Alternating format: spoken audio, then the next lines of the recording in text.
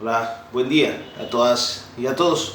Últimamente hemos visto una serie de declaraciones de ministros, de ministras, que se contradicen en ciertos momentos y que han generado revuelos en las redes sociales.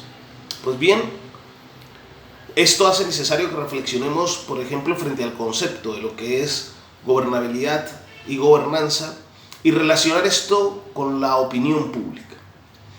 Bien, la gobernabilidad, entendida dentro de la política en sus tres dimensiones, la política como resultado, se viene a entender la gobernabilidad como un test a la estabilidad del sistema o al rendimiento político. En ese sentido, algunos entienden la gobernabilidad como aquella capacidad de gestionar y de mantener estabilidad en el sistema político. Pero esto genera igualmente una serie de críticas, puesto que si entendemos la gobernabilidad única exclusivamente bajo la variable de la estabilidad institucional, esto no nos habla de la calidad democrática ni del rendimiento político en general, es decir, de la capacidad efectiva de gestionar los conflictos que se presentan al interior de una sociedad.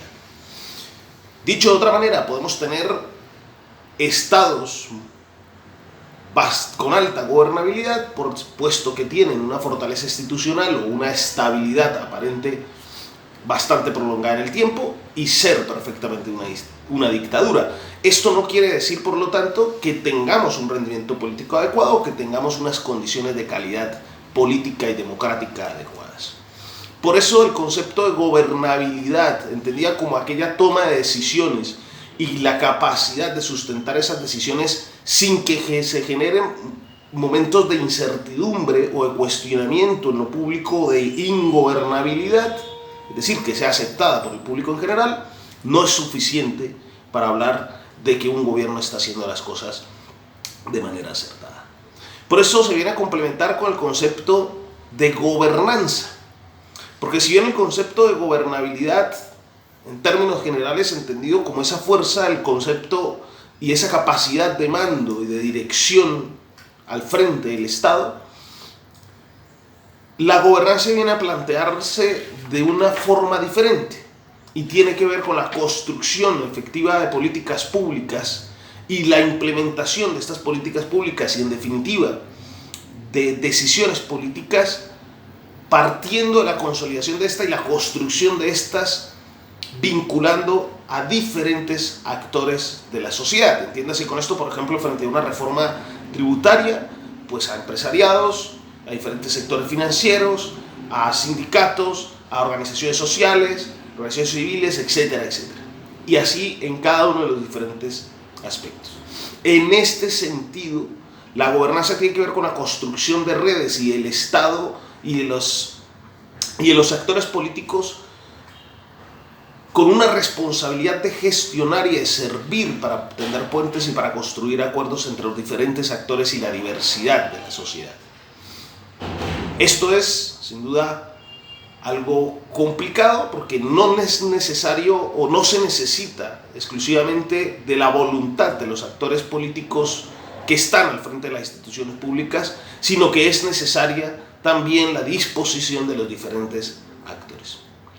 Pues bien, en nuestro país hemos visto planteamientos de algunos ministros, incluso en un momento apenas de transformación burocrática, que es decir, acomodar a los nuevos requerimientos y a las nuevas líneas políticas del actual gobierno la institucionalidad.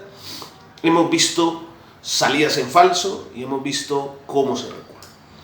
Quizás tenemos entonces en estos primeros meses que prestar atención al gobierno nacional a estos dos elementos, al momento o al elemento de gobernabilidad, es decir, cómo maneja, estructura, posiciona las instituciones, los cargos que considera que son estratégicos para llevar a cabo las políticas que ha planteado para ganar en definitiva su gobierno, y por el otro lado la gobernanza, como que esos puntos estratégicos dentro del Estado puedan ayudar a construir estos ejes de articulación e integración entre los diferentes actores de la sociedad. ¿Qué relación tiene esto con las redes sociales y los medios de comunicación?